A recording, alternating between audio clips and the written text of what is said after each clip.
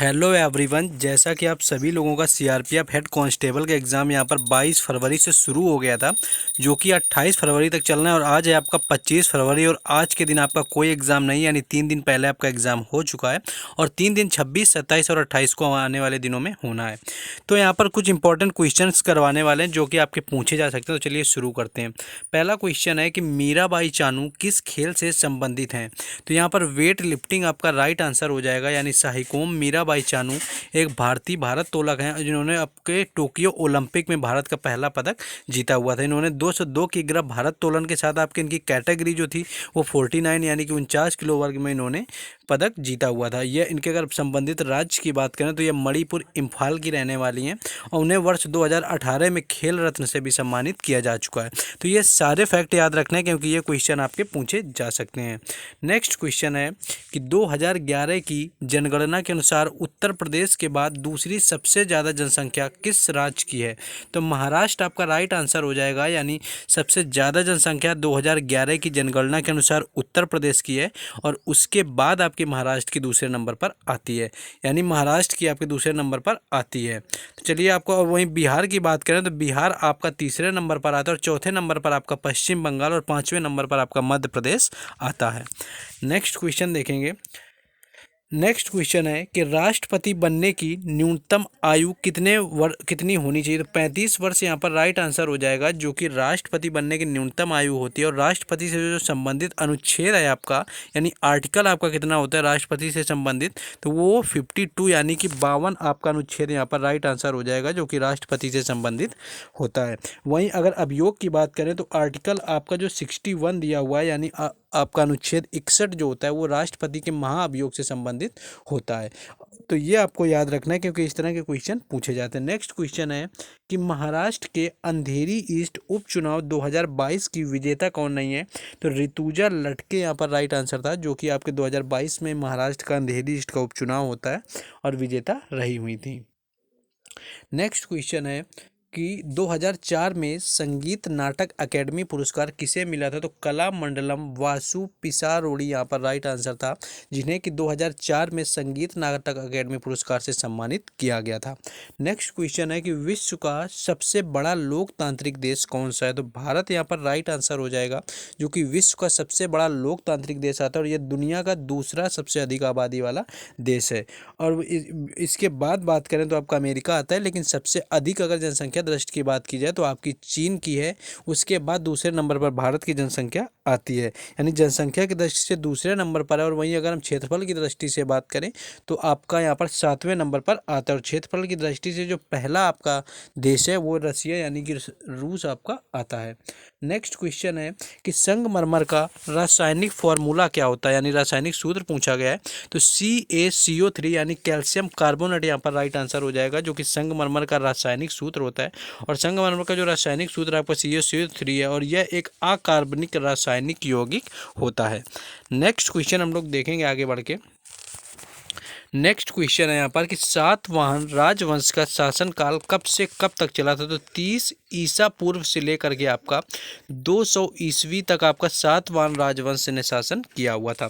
सातवाहन साम्राज्य में मुख्य रूप से वर्तमान महाराष्ट्र, तेलंगाना और आंध्र प्रदेश शामिल थे, यानी आपके साउथ से संबंधित यानी दक्षिण भारत से संबंधित राज्य थे। राजवंश की जो राजधानी आपकी अमरावती रही थी और सिमुक इस वंश का संस्थापक था। यानी ये पूछा जाता है क्वेश्चन कि सातवाहन जो राजवंश था उसका संस्थापक कौन था? तो सिमुक यहाँ पर राइट आंसर हो जाएगा। और पुलुमवी जो चतुर्थ थे ये सातवाहन साम्राज्य के अंतिम शासक माने जाते हैं। तो ये भी आपसे क्वेश्चन इस तरह का पूछा जा सकता है। नेक्स्ट क्वेश्चन हम लोग देखेंगे, लेकिन नेक्स्ट क्वेश्चन पूछने आपको बताने से पहले जिन लोगों ने अभी तक वीडियो को लाइक और चैनल को सब्सक्राइब नहीं किया तो सपोर्ट के लिए आपको चैनल को जरूर सब्सक्राइब कर देना है। साथ ही साथ वीडियो में लाइक बटन को प्रेस करना है, जिसमें आपका कुछ नहीं जाने वाला, और सब्सक्राइब जरूर कर देना है क्योंकि आपको यहाँ पर किसी भी एग्जाम का हो यहाँ पर एनालिसिस हर शिफ्ट का हर दिन का आपको प्लेलिस्ट बना करके दिया जाता है। तो आपको इतना कर देना है सिर्फ कि आपको सब्सक्राइब कर लेना है। जैसा कि CRPF का आपका 3 दिनों का एनालिसिस मिला और बाकी आने वाले दिनों में भी मिलने वाला है। CGL मेंस का मिलेगा, CHSL का मिलेगा, MTS का मिलेगा, यानी ओवरऑल सारे एग्जाम आपके कवर किए जाएंगे। बाकी अपडेट के लिए आप हमारे टेलीग्राम चैनल और व्हाट्सएप ग्रुप से जुड़ सकते हैं, वहाँ पर सारी अपडेट और PDF शेयर की जाती हैं, जिसका लिंक डिस्क्रिप्शन में दिया हुआ है। तो आई होप आप सभी ने सब्सक्राइब कर दिया होगा। चलिए क्वेश्चन में वापस आते हैं यहाँ पर कि क्या क्वेश्चन है। शुरू करते हैं। पहला क्वेश्चन था आपका नेक्स्ट क्वेश्चन था कि जो प्लाज्मा मेम्ब्रेन में कौन सा पदार्थ होता है, तो आपका प्रोटीन यहाँ पर राइट आंसर हो जाएगा, जो कि प्लाज्मा मेम्ब्रेन में आपका शामिल होता है। प्लाज्मा झिल्ली, जिसे कोशिका झिल्ली भी कहा जाता है, मुख्यतः आपका लिपिड और प्रोटीन से ये बना हुआ होता है। नेक्स्ट क्वेश्चन हम लोग देखेंगे आगे, इसके बारे में थोड़ा और बात कर लें कि जो प्रमुख लिपिड एक बाइलर के रूप में व्यवस्थित होते हैं और फास्फोलिपिड कहलाते हैं। प्लाज्मा झिल्ली में कोलेस्ट्रॉल भी आपका होता है। कोशिका झिल्ली में जैव रासायनिक जांच के अनुसार आपका प्रोटीन और कार्बोहाइड्रेट भी यहाँ पर पाया जाता है। नेक्स्ट आगे हम लोग बढ़ेंगे। नेक्स्ट क्वेश्चन है कि करगा त्यौहार किस राज्य से संबंधित है। अगर करगा त्यौहार की बात करें कहाँ से मनाया जाता है, तो कर्नाटक आपका राइट आंसर हो जाएगा, जहाँ पर करगा फेस्टिवल का आयोजन होता है।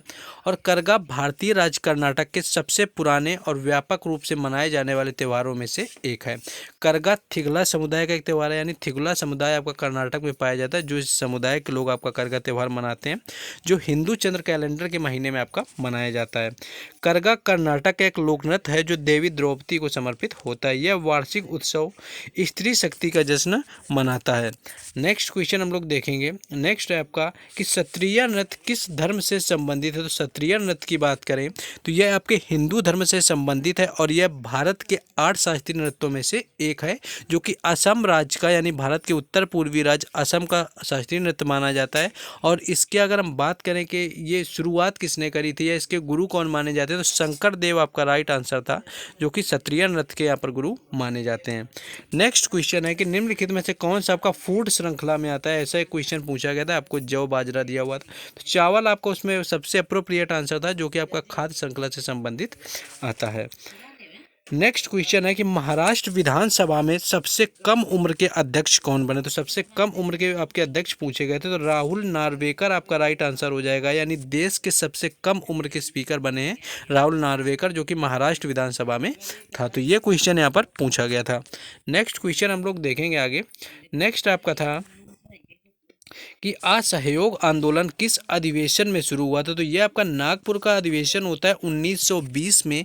1920 का आपका नागपुर अधिवेशन हुआ था, जिसमें कि आपका जो असहयोग आंदोलन है उसको कांग्रेस ने स्वीकार किया था। ये दिसंबर महीने में होता है और आपका जनवरी 1921 में आपका असहयोग आंदोलन शुरू हो गया था।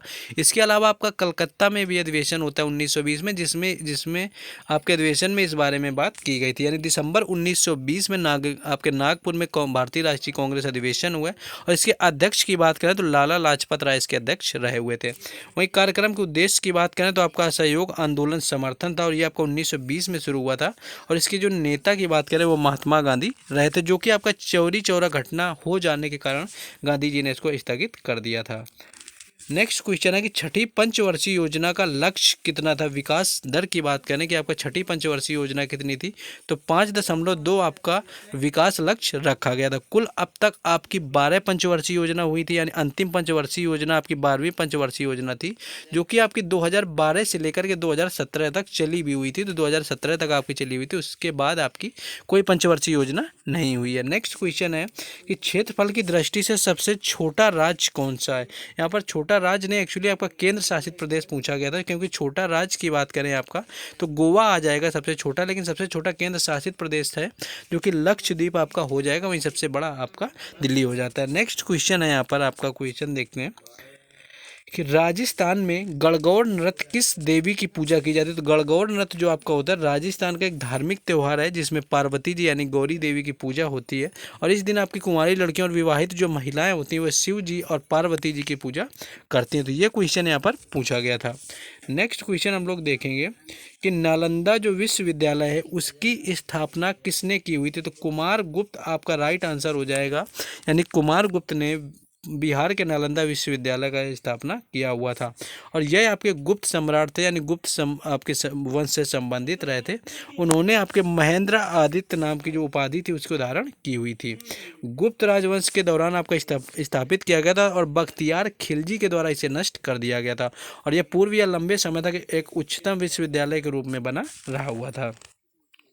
नेक्स्ट क्वेश्चन था कि जो लोग आपके चुन कर आते हैं और सरकार बनाते हैं उस प्रक्रिया को क्या कहा जाता है। तो लोकतांत्रिक प्रक्रिया आपका कहा जाता है, जो आपकी सरकार में लोग चुन कर आते हैं और एक सरकार बनाते हैं। नेक्स्ट आपका क्वेश्चन था कि 1905 में बंगाल विभाजन किस आधार पर किया गया था। तो ये आपका राजनीतिक कारण था, यानी धर्म आपके भड़का के, हिंसा भड़का के कर लिया गया था, राजनीतिक कारण थे इसके। तो ये कुछ क्वेश्चन थे जो हमने बताने का प्रयास किया। आपके एग्जाम जिनका 26, 27 और 28 फरवरी को सीआरपीएफ हेड कांस्टेबल का है, वो लोग अच्छे से पढ़ के जाएंगे। Best of luck. और अगर अभी तक आपने चैनल को लाइक सब्सक्राइब नहीं किया हुआ है, वीडियो को लाइक नहीं किया, तो इतना जरूर कर देना, क्योंकि आपको हर एग्जाम का एनालिसिस मिलता है, उसकी प्लेलिस्ट भी आपको मिलती है, आप आसानी से जा करके देख सकते हैं। बाकी मिलते हैं नेक्स्ट वीडियो में। जय हिंद।